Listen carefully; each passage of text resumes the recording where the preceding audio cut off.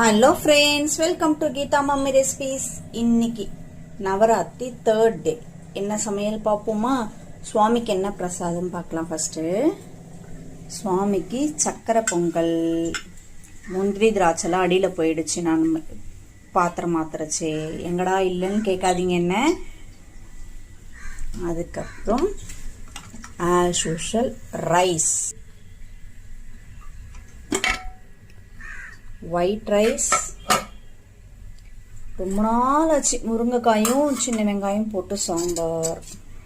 முருங்கைக்காய் சின்ன வெங்காய சாம்பார். ஈயச்சொம்பு ரசம்.